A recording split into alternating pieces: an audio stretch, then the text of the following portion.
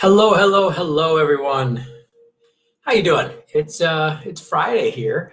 If you're watching us live, congratulations on getting through another full week of quarantine, isolation, shelter in place, whatever you want to call it. It's been a long month for sure.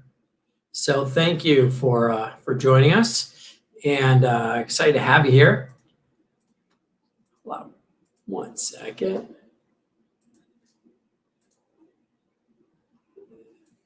When I do it on my laptop, I always forget that I have to turn the volume off on watching everybody on LinkedIn itself. But I'm thank you so much for joining me the last week as we've talked about empathy in sales. It's I hope that you've gotten some good stuff from it. I know some of you have been on every day. Some of you are dipping in and out, which is great. As much as I hope that you've taken from it, this obviously has been great for me as well. It's good to know that I've got something to do at 11:30 every day, something fun to talk about. And right now, my co-host Liam is right there in a stack of books. So we'll see how he does. I might try to talk quickly, keep this short. Yeah, I don't know. He may or may not make an appearance. I said he's way cuter than I am. But thank you again for being here. If you haven't caught any of the other episodes this week on empathy and sales, we do have the full playlist at our YouTube channel. And then we also have the last 2 weeks worth of playlists. The first week we talked about managing uncertainty in business. The second week we talked about LinkedIn posting. This week, of course, empathy and sales. And we are going to keep going at least through the end of April, because that's when the Illinois shelter in place order goes to. We're here in the Chicago area. So yeah, we'll be doing this through at least April. Next week, I don't have the exact title, but it's going to be something along the lines of Zen lessons we can take for sales mastery. So some ideas from Zen that we can actually use in our day-to-day business practices. I've been a student of Zen and Taoism for quite a while, and so I'm going to share a couple ideas that help me. Maybe they help you. It'll be fun to talk about. Anyways, let's dive into empathy. Let's finish this up, at least for this week, right? There's so many things that we could keep talking about as far as empathy is concerned. But what I wanted to just finish up with is how to make sure you're not spending too much time trying to build empathy. Now, that may sound kind of strange because we've spent the whole week talking about how people aren't spending enough time in sales conversations, developing the human-to-human connection, developing empathy. And I think that's true. Most of us do tend to err on the side of not enough. But some of us will end up erring on the side of too much. And also there's this fear of getting trapped in just building empathy and not moving the sale forward. That fear actually keeps, I think, many of us from spending the time to actually build that human-to-human relationship. So let's look at 3 different situations that can occur when you're kind of too focused on the human-to-human connection and not enough on the actual, the sales process, the sales cycle, right? Because in the end, empathy and human-to-human connection are critical for sales success, but we're still trying to sell, right? We're still trying to make some business happen. So the first thing I want to talk about is just basically spending too much time building that rapport, building that empathy. I think session 2 we talked about the importance of using even just small talk as a way to grease the conversation, build that human-to-human connection. Having that kind of conversation and building that using small talk to build that bridge to the person is important, but it can be very easy to get stuck just chatting, right? And I had a mentor early on say, why say blah, blah, blah when blah is enough? So for example, you're not sitting there chatting with a friend. You're not sitting there just, shooting the breeze. You are there to get something done. So the first thing to keep in mind is your goal is to establish that relationship, and you can continue to build that relationship through the conversation. But once you have the bridge, it's okay to move on. It's okay to kind of transition from that rapport building into whatever that sales conversation is, whether it's a discovery conversation or a sales presentation.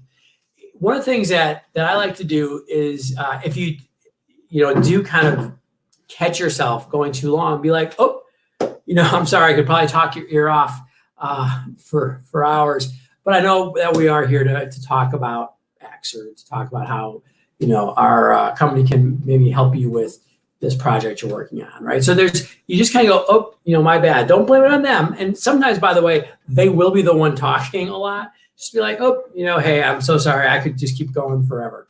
I don't want to take up too much of your time, right? Even though you might have like an hour scheduled or even more. Just saying that, putting it on yourself, moving forward. You kind of have to have that little bit of awareness in the back of your mind. And that'll actually be really important when you have people who you do build a great relationship with, right? Maybe this is a longer sales cycle or an existing client that you're coming back and doing more business with. You might have a friendship with them. There's nothing wrong saying, oh, hey, I know, maybe we can dive into this later, but I want to be respectful of your time. And then you can just kind of quickly transition. And again, you'll continue to build the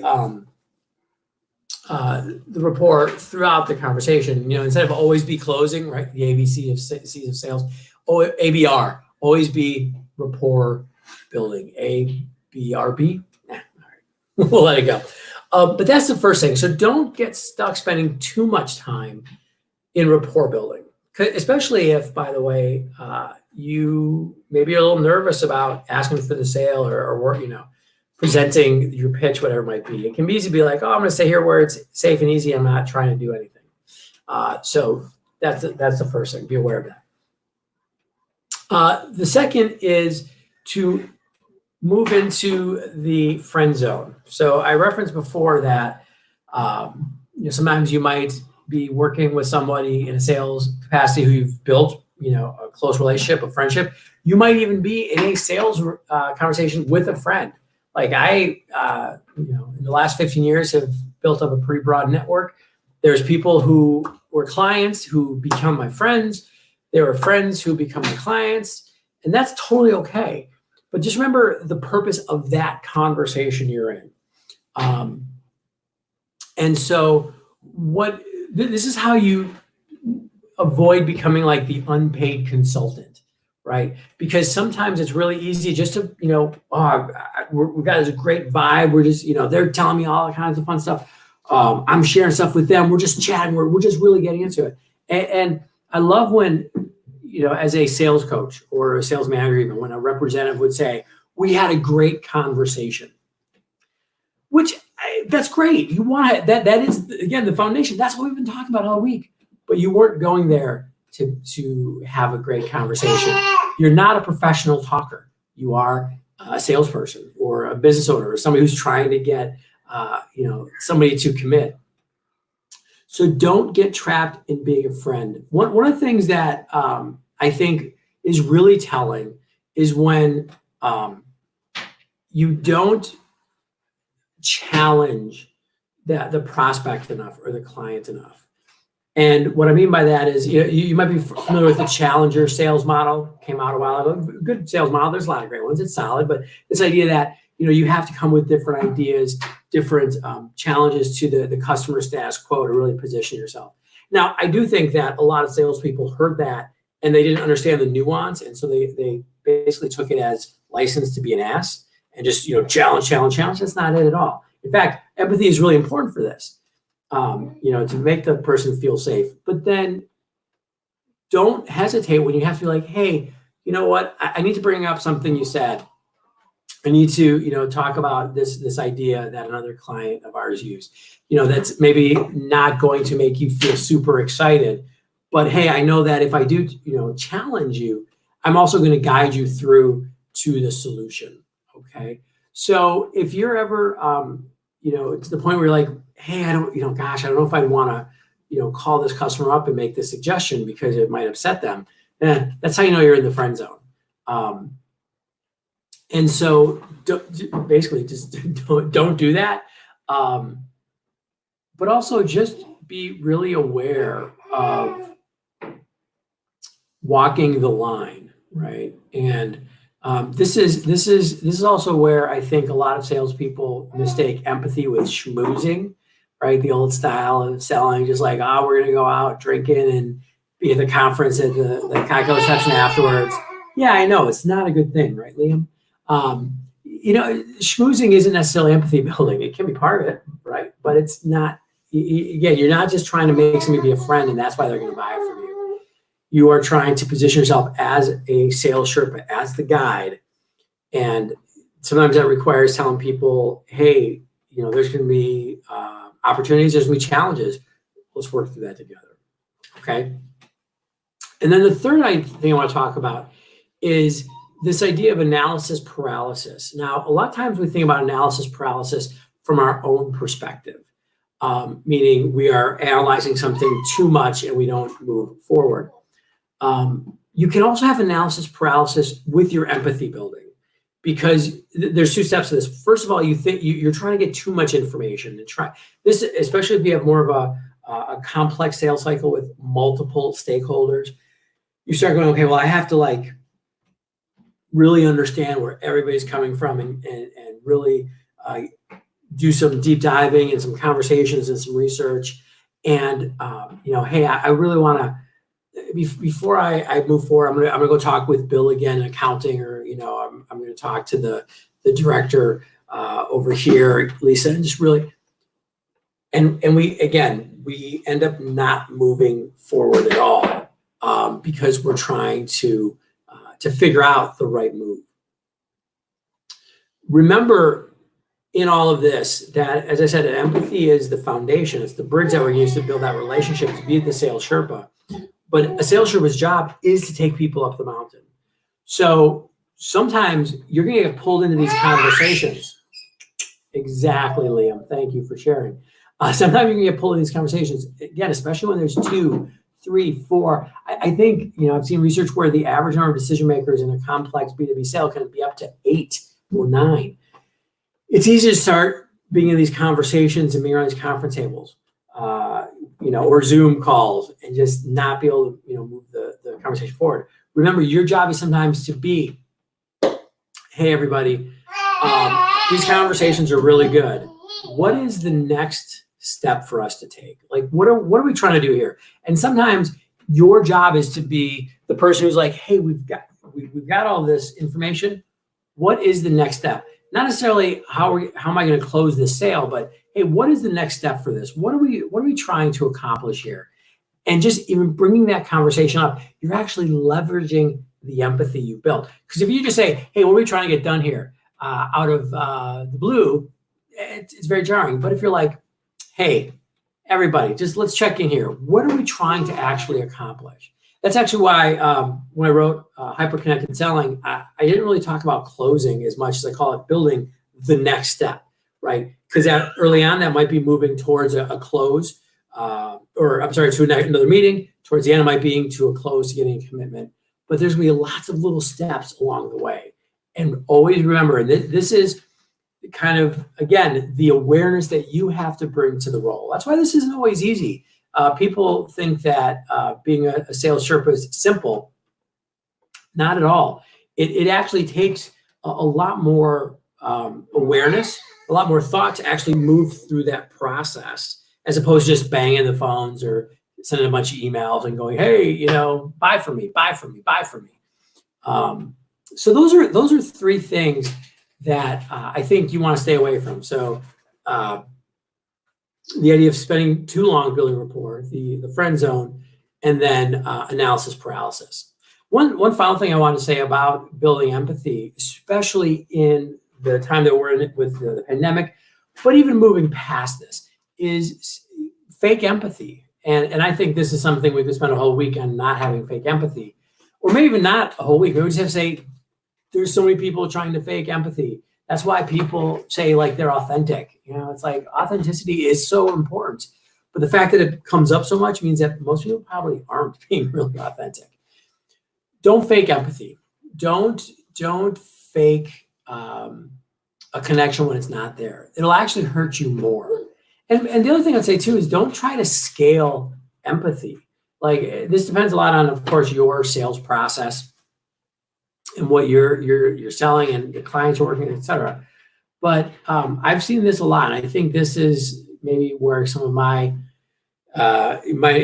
internal irritation comes from, where there's this how to put it, there's this move towards personalization at scale, especially in the sales world, especially with technology, being able to do a click funnel or an email cadence, all that stuff. Having, by the way, a personalized cadence isn't bad, right? Being able to personalize an email, even whether it's just having it to their name or maybe even just calling specific subsets of clients who have specific needs and addressing them separately than maybe the other clients you have. That's great. By the way, every good salesperson has always been doing that. Now technology allows us, again, to scale that effort, to scale our time and our energy. But don't mistake that with empathy. Because if you try to scale empathy, it doesn't work. It falls flat. And very quickly you realize that you're destroying the trust. Like this is a personal thing, right? So maybe it's not a big deal for you.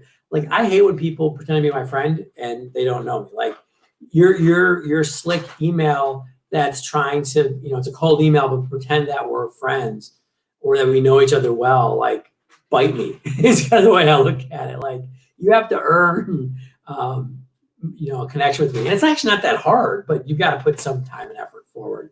So moving forward, think about how you can scale, the outreach to people and personalize that at scale. So again, even if it's just focusing on different types of clients with different templates, customizing it, making sure it's not just a blanket, template used for everybody. Yeah, that's great. But then when you are having a conversation, you got to be able to switch to, this isn't scaled, this is one-on-one. And that's super important.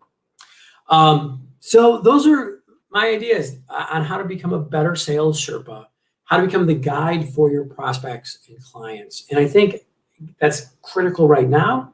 I think it has been critical. We're just having this crisis highlight the needs in the sales process.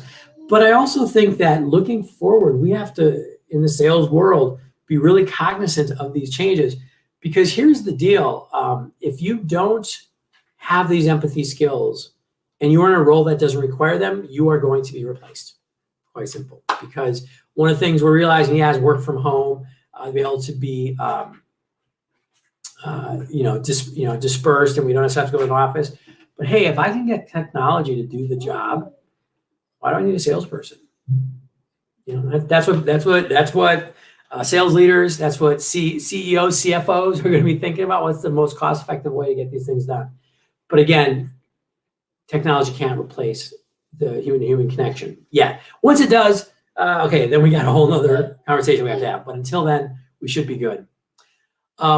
Thank you so much again for joining me this week. Liam's still chilling out, so unfortunately we don't get to have Liam. Sorry if you heard him in the background. That is my authentic life right now. But if there's anything I can do to help you on a one-on-one level, please let me know. Feel free to reach out. Thank you, by the way, for all your comments and likes throughout the week. Again, it makes me feel like I'm not just speaking to the void. I really appreciate that. If you know of a sales organization or an association or any group that would like to have me come in and speak virtually on sales, the Sales Sherpa concept, LinkedIn, networking, managing uncertainty, all this kind of good stuff that I've been covering, please reach out. I'd love to come in and speak to your audience and really customize it to what they're working on. And so that's the kind of nice thing about this virtual technology. We can really go just about anywhere, anytime, and would love that opportunity. So any introductions are really appreciated. And if you're a small business owner or solopreneur, I do have what's called the Selling Launchpad. It's a coaching group specifically for those people to help with sales, networking, marketing. Absolutely, Adam. You're more than welcome. Thank you for being a regular here. I appreciate it. But that coaching group, the Selling Launchpad, we have a call coming up, and we're actually opening that up for free. So if you'd like to join us, please send me a message afterwards. I'm more than happy to invite you to that coaching call. It's a great community of people. And as always, stay safe, stay healthy. Don't go outside. even though we're a month in and we really want to go, I know, outside, truly try to avoid that because we're not over the hump yet, and who knows when we will be. If you have to go outside, though, say thank you to the people that are keeping things running, whether that's the mailman, mail lady, the cashier at the grocery store, the cashier at Walgreens or CVS, or wherever you're going shopping. And hey, even the delivery drivers, Amazon, or that pizza guy who's dropping your food off. They have all the same fears that we do, but they're going to work often because they have to, right? But they're also doing it to help make sure that everybody else is taken care of. The only way we're going to get through this is together. So make sure you do say, look them in the eye, say thank you, appreciate you coming to work today. And of course, thank you to all the healthcare workers, doctors, nurses, everybody on the front line taking care of people during this time. And as always, be patient, be kind, take care of one another. Thanks, everybody. Bye.